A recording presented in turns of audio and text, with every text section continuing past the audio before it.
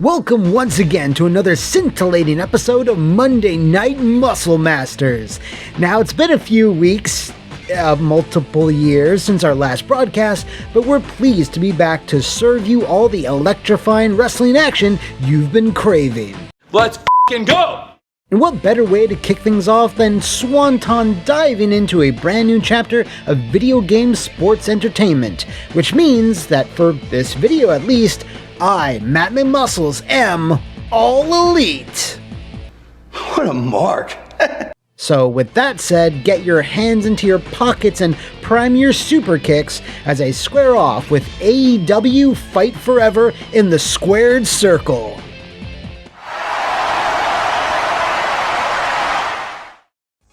And what I've been hearing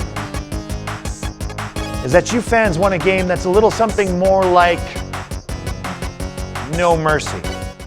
Announced way back in 2020, not even a year into AEW's existence, Fight Forever has been a long time coming, and mostly seems to be the brainchild of the cleaner himself, Kenny Omega, a producer on the game from the AEW side. He was putting in the work well before the organization had ever even held their first show, seeking former developers from Aki, now Sin Sophia, to see if they'd be interested in getting back into the ring, since they hadn't touched wrestling since 2004's Def Jam Fight for New York.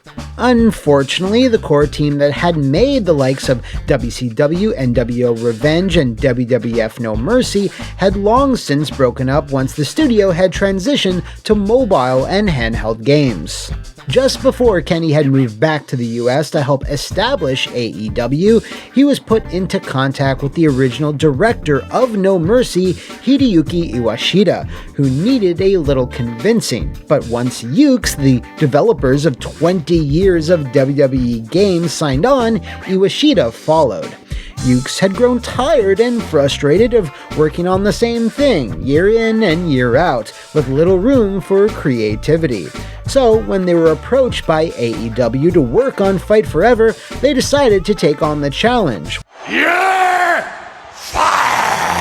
The design philosophy behind Fight Forever seems to be rather simple, a fun and fluid pick-up-and-play style wrestling experience harkening back to the late 90s and early 2000s era of the genre, when players had tons of options to choose from if they wanted to deliver virtual monkey flips and power bombs. But with this being AEW's first game, Omega's debut in a producing role, and Ukes' first time in decades having to create a lot of stuff from scratch, things seemed to take a bit longer than most would have expected.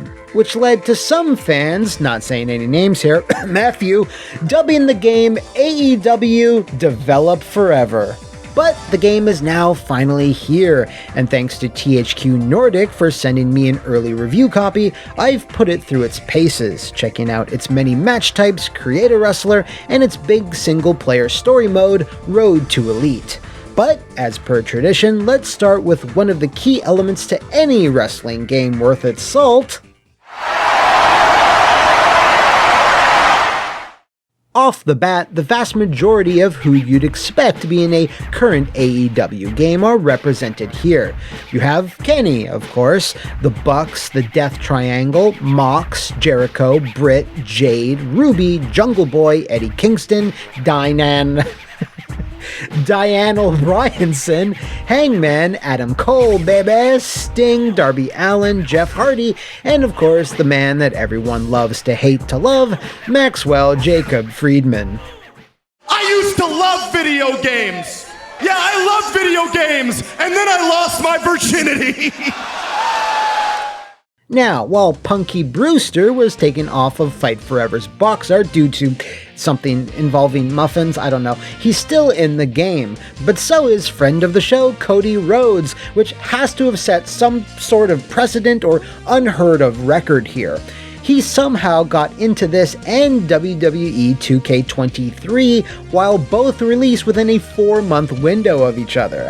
I don't know how he did it, or how video game likeness licenses even work, but whatever, dude's an absolute legend for this. There's also a few other roster curiosities that are worth pointing out.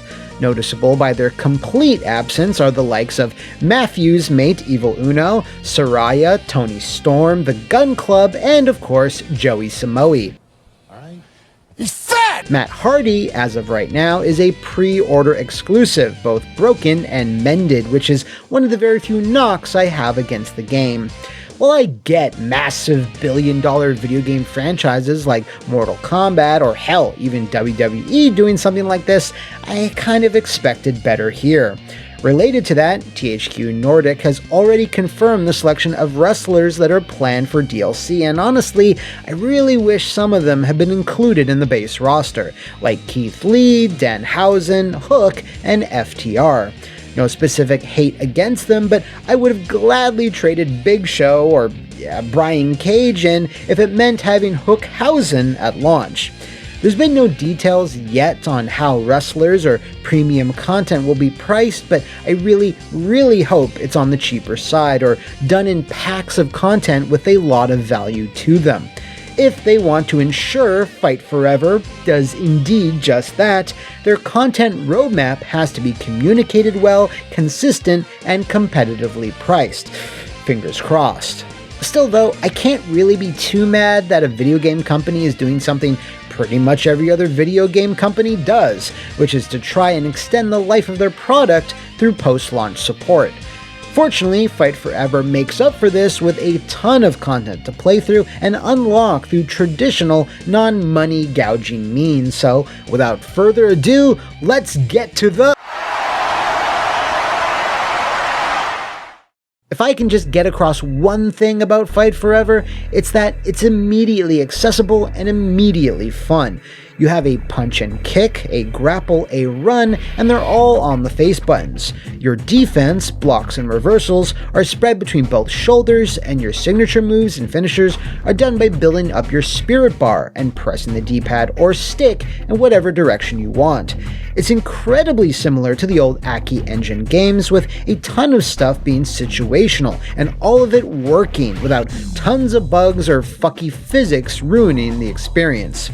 You can easily get in and out of the ring, grab weapons from the crowd, set up tables, and climb ladders without having to pull out an abacus to do some inane, over-designed QTE.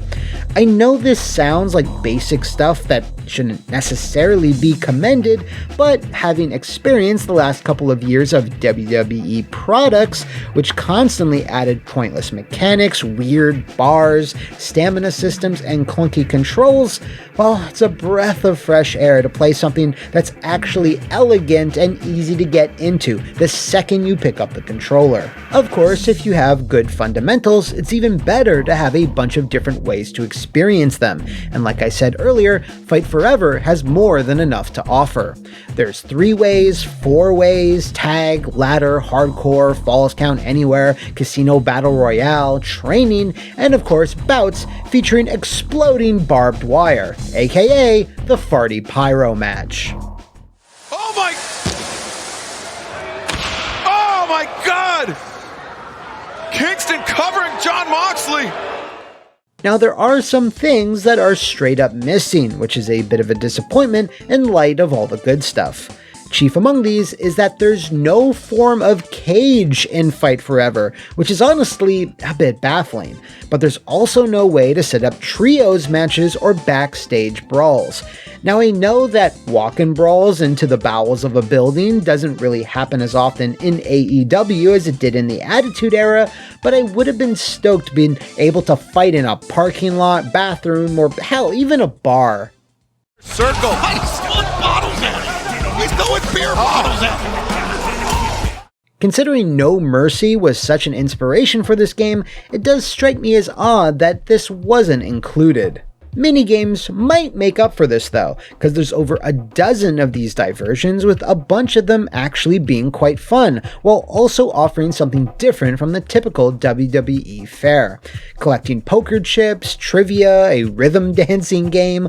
While I understand how they look pretty goofy and out of place at a glance, I wound up having the proverbial hoot with most of these.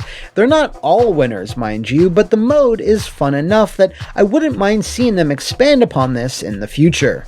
Then we have the Road to Elite story mode, and if you recall the championship campaign from No Mercy, you'll be immediately familiar with how this works, in that there's a ton of branching paths whether you win or lose. It starts with your chosen wrestler or Caw receiving a call from Tony Khan, who invites you to try out in AEW, and before you know it, you're performing in venues across America, meeting other wrestlers, working out, and experiencing the local cuisine. Oh my God, that's a good fucking pickle. Jesus Christ. While it's obviously all done on a very tight budget with no elaborate set pieces or voice acting, it's strangely addictive to plan your day, getting in a pump at the gym but nothing too strenuous so as not to injure yourself, all the while making the time to check out the local sights of each city. I've never played a single-player mode in a wrestling game that even attempts to capture what it's like to live and perform on the road. It's basic stuff you're doing for sure, but it's charming, different, and I'd love to see this mode get another calendar year of AEW programming down the line. There's also a ton of replayability since you can choose to win or lose certain matches and spend your time doing different things in between pay-per-views. Make some different choices and you'll be getting into completely different feuds and storylines. I even found the writing pretty entertaining too, lots of little references sprinkled in for both casual and hardcore wrestling fans. This mode is an absolute highlight of Fight Forever, even if there's some very visible cut corners here and there. Online modes were unfortunately not active during my review period, so right now I can only hope that there won't be any catastrophic connection issues at launch. But by the time this review is published though, some of you might have been able to go hands-on with the online mode, so do let me know in the comments below what your experience has been thus far. Finally, I'd like to wrap up with the Creation Suite, a central component of any wrestling game, and regrettably one where AEW stumbles a bit. Everything is perfectly functional. You can create your grappler of choice, an arena, or a stable, but it's in the details where things become a bit limited. Simply put, it can't compete with the tons of in-depth options you have over in the 2K titles. But let's say we discount that because it's not a fair comparison. Well, unfortunately, the Creation Suite also can't hang with the likes of a lot of character creators, with Street Fighter VI being a good recent example. You only have like a dozen hairstyles, limited face presets, and a surprising lack of variety in the clothing options. Now, there's a number of things you can unlock for this mode via the in-game shop, which really echoes the legendary SmackDown mode. But it's still not nearly enough. Fortunately, this is not the case with your character's moveset, as that is more than fully featured with thousands of moves to select, along with 5 different slots for specials and signatures. Fight Forever also allows you to build up your cause stats in Road to Elite mode, so really the Creation Suite's issues are due to the lack of clothing and visual options, not with the nuances of building your character into a beast. Still though, this is my biggest complaint about Fight Forever. Personally, it's not a deal breaker, the gameplay being fun and there being a ton of match types is far more important to me, but I know some people really like their creation modes. I guess it's possible they might add more options in the future to really flesh things out, but that stuff better be free. You hear me, Tony?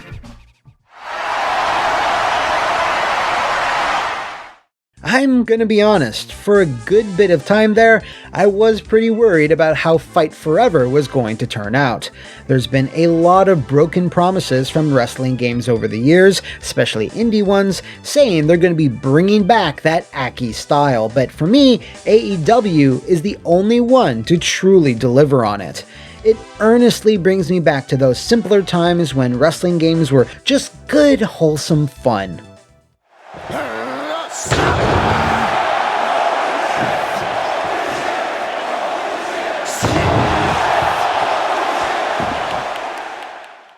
Yeah, some of the faces you'll be seeing are a bit wonky, and the slightly cartoonish art style may not be for everyone, but once you get to playing, it becomes incredibly addictive. Hours melted away in a flash as I made my way through Road to Elite mode, and I can't wait until I can gather OSW and wrestling bios together and get some matches in without everyone asking, me included, on how to do their finishers or climb a ladder. Hopefully, THQ Nordic's DLC plan will be competitive and consistent, and they add more content into that creation mode. But going from being fairly worried to this becoming my favorite wrestling game since WWE All-Stars, I gotta say, Fight Forever sure pulled a swerve on me. I'm fearlessly giving it 4 Cero Miedos out of 5. Settle! Now, if you'd like to see me take on more video game-based grappling, do let me know in the comments below or enter the squared circle that is my Twitter. And until then, I'll see you next time on Monday Night Muscle Masters. Good night, everybody.